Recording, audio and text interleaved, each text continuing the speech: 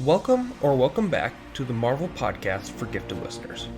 This episode, we're going to continue our journey through the history of Marvel Comics, starting at 1961, when Marvel really started to embrace the superhero genre, something they've only dipped their toes into up to this point. Starting in 1961, that's when everything began to change for Timely, when Stan Lee was asked to create a superhero team to rival the Justice League over at DC. Stan would create the Fantastic Four, and the Age of Heroes at Timely began. We will cover all of this and more in this episode of the Marvel Podcast for gifted listeners. Now let's dive into this timeline. Like I said in the intro, 1961 was the year that brought heroes back to the world of Timely. By this time, Stan Lee had written hundreds of books for Goodman using his formula.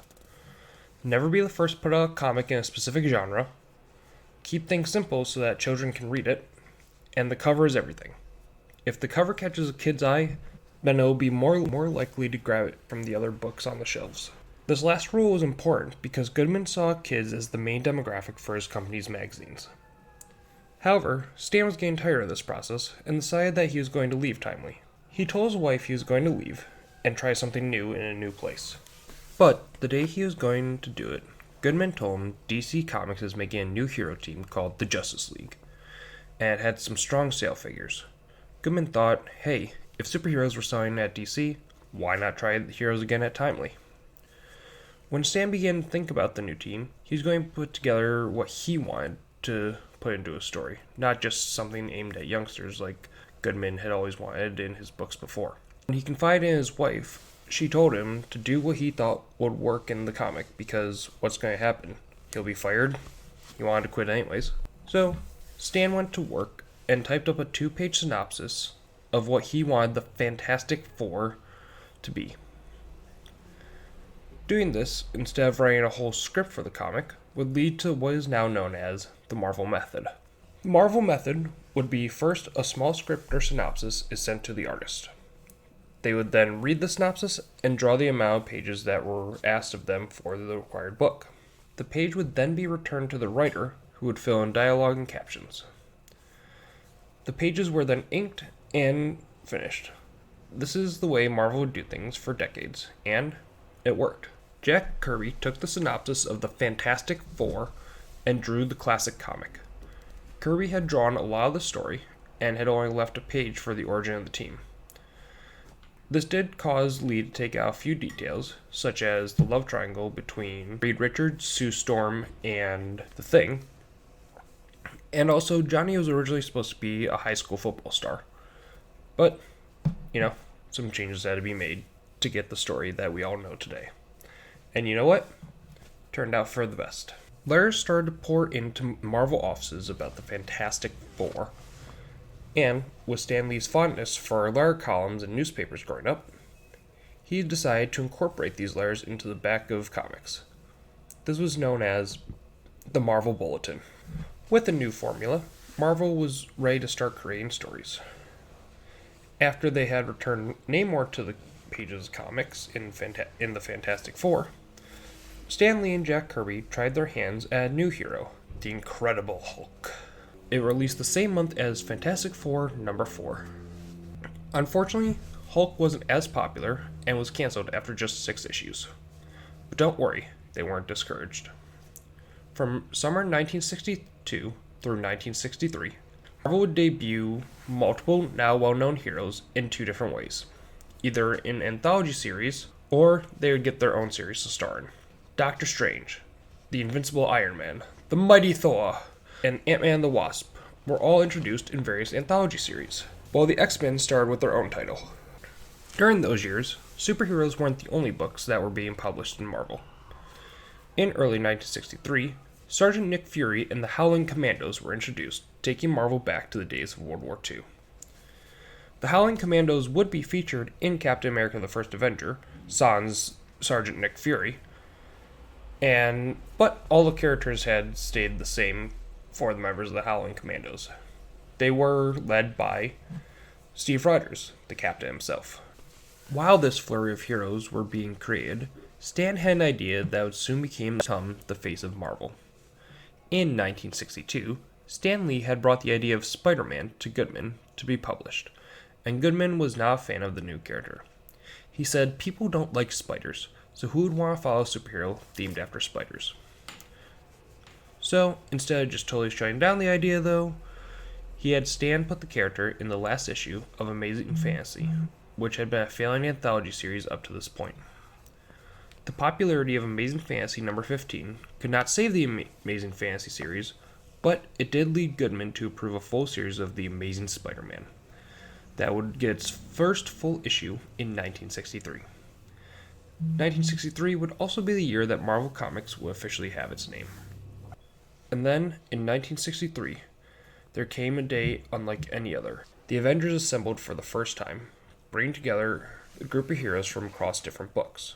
Just as how in the MCU, heroes were brought together from different movies. It was also different because, unlike the Fantastic Four, who had already been a close-knit family, these were heroes who barely knew each other. Another similarity in the 2012 film and the original assembly of the Avengers in the comics is that Loki is the main antagonist. Except in the comic assembly, Loki tricks the Hulk and makes him angry and makes him the antagonist. And Thor, Iron Man, Ant-Man, and the Wasp work together to subdue the Hulk. Once they realized that Loki was up to the tricks, they were able to capture him and end the conflict. After the conflict, the Wasp created the team name, the Avengers. In 1965, the new spy craze was taking America by storm, and not to be left behind, Marvel introduced the likes of S.H.I.E.L.D., their very own in-universe spy organization. During the crazy years of the 60s, Marvel also established their Merry Marvel Marching Society, which was an exclusive Marvel fan club that fans of the magazine could join. Finally, the last big event of the 60s, for the ever-expanding company, was Marvel's foray into television. In 1966, during the week, Marvel would produce quote-unquote animated shows featuring Captain America on Mondays, The Incredible Hulk on Tuesday, The Invincible Iron Man on Hump Day, Thor on Thursday, and Namor rounded out the week on Friday. A year later, in 1967, Spider-Man and Fantastic Four would take the Saturday morning cartoon spot to keep the superheroes going into the weekend. The reason I said quote-unquote animation was because, yes, they were animated, but a very early rough form of animation. They used a process known as xerography, which is basically they would photocopy pages of the comics and then add slight movement, usually with mouth or eyes, and then there was a few panels where they would move the arms to make it more animated. And then obviously they had voice acting over the comic pages. The 1970s did not start off the best for Marvel. They had lost one of their flagship artists to DC once again. Jack Kirby left the company after feeling resentment towards Stan Lee's public image as Marvel's major creative force. Even though Kirby had departed Marvel, did what they do best, and they weathered the storm. Stan tasked John Romita to take over Kirby's books, and even though the switch was temporary, the new artist did bring a boost in sales to the books that Kirby had previously drawn. 1971 also brought a big change not only to Marvel Comics, but to the comic world at large. The Department of Health, Education, and Welfare had commissioned Stan Lee to create a story about the dangers of drugs. So, Stan wrote a story about Harry Osborn, Peter Parker's best friend, struggling with addiction. The only problem with this story is that it no longer followed the Comics Code Authority that had been created in the 50s, like we had mentioned last episode. So, what did Stan the Man do? He published the story without the Comic Code's Authority seal of approval. And surprisingly, the comic world didn't crumble into pieces and kids didn't become super violent. In fact, it actually helped loosen the restrictions of the Comic Code's Authority once they had seen how positively people had responded to this comic. Now with new guidelines, monsters were back. Stan Lee, however, did not want to go back to the anthology books of the 50s. No, he had created this universe, so he wanted to create stories where monsters were the heroes and villains in this new sandbox universe he had created. This paved the path for characters such as Morbius, the Living Vampire, Ghost Rider, and even bringing in Dracula himself to Marvel Comics. Dracula would go on to be one of Blade's main antagonists. Also during this time, Marvel did something it had been trying to do for years. They had surpassed DC in sales. While DC was publishing 48-page comics for 25 cents each, Marvel would put out 32-page comics for just 20 cents each. This meant readers could get 5 Marvel books for the price of 4 DC books. Basically, so when kids went to the newsstand, they got more for their buck. Literally. And because of this, it finally allowed Marvel to take the top spot among the two competing companies. During February 1972, Marvel hosted a live show at Carnegie Hall called A Marvelous Evening with Stan Lee. It was a stage production where people would draw pages, Stan Lee got kidnapped by Doctor Doom, there's a magician, and a live band. But apparently the show was a disaster for the company. There was no recordings of the show, but a few fanzines, which were fan publications that discussed what was going on in the comics world, had reviews of it, and they were all scathing. Supposedly, the presentation bored nearly everybody in the audience, and the people that came expecting to see or hear something new, like, you would see at a Comic-Con, were sorely disappointed. Also, reportedly, people were falling asleep and snoring in the crowds. All in all, it was a rare misstep for Marvel. In June of 1972, Marvel would publish Hero for Hire, starring Luke Cage, aka Power Man. And this was the first time that comic book showcased an African American hero as the lead of a story. Yes, we had Black Panther as the first mainstream African American superhero, but he was not featured in his own title until after Luke Cage had his own book. Things were looking up, and everything was going right in the comics industry. But another big shift in comic history was about to take place in 1973. A moment in comic history that almost every comic fan knows, and what most comic historians see as the end of the Silver Age of comics. And of course, we're talking about the death of Gwen Stacy. The reason that it was considered the end of the Silver Age was because this is the first time a character died and truly stayed dead. There used to be a running joke with comics that no one stays dead except for Bucky Barnes, Jason Todd, Gwen Stacy, and Uncle Ben. But that joke is kind of morphed now where no one stays dead in comics except poor Uncle Ben. The Gwen Stacy from the Death of Gwen Stacy storyline would not return to comics until 2022 when Progenitor, a Celestial that is judging the entire human race, sees that Peter is truly a good person, and he revives Gwen so that her and Peter may share a moment together and say goodbye. But that is a story for another episode. In 1975, Marvel would also host their own comic book convention called MarvelCon 75. And at this convention is when Stan Lee had announced that Jack Kirby would be returning to Marvel Comics. With Jack Kirby's return to Marvel Comics, he would come back as both writer and editor of his own books.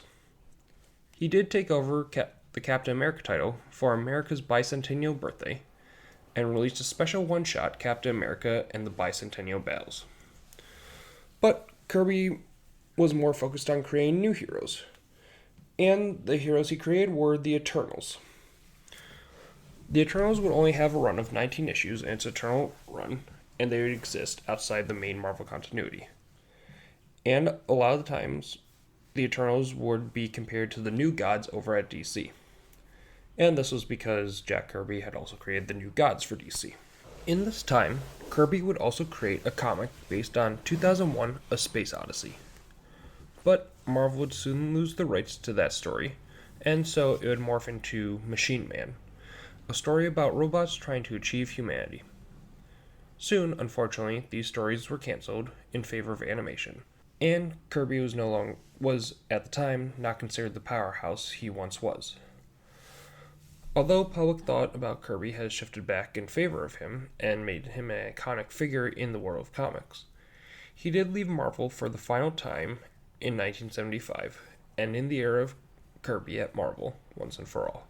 One of the big shifts in the 1970s was Marvel began to delve into live-action television, starting with the TV movie of The Incredible Hulk, featuring Lou Ferrigno as the titular Beast in 1977, which was the launch of then Incredible Hulk TV show. Also in 1977, a Spider-Man series would be produced in Japan, where there were some similarities to the main character of Marvel Comics, but there was also some differences, such as he had a giant mech. The next 2 years also brought 2 other TV movies, one featuring Doctor Strange in 1978 and Captain America in 1979. Also, a really interesting fact about the Incredible Hulk TV show, if you've ever seen it, you'll notice that the main character is named David Banner, which we all know is not the name of the Incredible Hulk's human alter ego. And the reason for this was because CBS, the network producing the show, thought that the name Bruce sounded too gayish. The 70s. Marvel has now began to branch into network television. Also, besides live-action TV, Marvel would also produce a Fantastic Four radio program of 5-minute segments with Stan Lee narrating. And then 5 of these segments would be a complete adventure. They usually took the script straight from Fantastic Four comic books. And interestingly enough, a pre-SNL Bill Murray would lend his voice to Johnny Storm in these radio programs. So now, what is on the horizon for the top-selling comic company? We'll find out next episode. So, let's leave the 70s and go over the top 5 things we have learned in today. Number 1. The 60s is what brought heroes back to Marvel Comics. The company had been struggling with different genres ever since the end of World War II. But in the 1960s, heroes took off again, ushering in what we now know as Marvel Comics. Number 2. The Fantastic Four were Marvel's first foray into the new world of heroes, quickly became the best-selling magazine, and it stayed at the top of their sales for years. Number 3. Martin Goodman, the publisher for Marvel Comics, thought no one would be interested in Spider-Man. So he told Stan to put the character in the last issue of a failing anthology magazine. Number 4. The 60s brought the expanse of Marvel with TV and their very own exclusive fan club. And number 5. The 70s were a year of ups and downs for Marvel. Jack Kirby left the company twice and for the final time. But this was also the decade that Marvel had finally surpassed DC in sales. Thank you for listening to the Marvel podcast for gifted listeners, and this next portion of the Marvel timeline.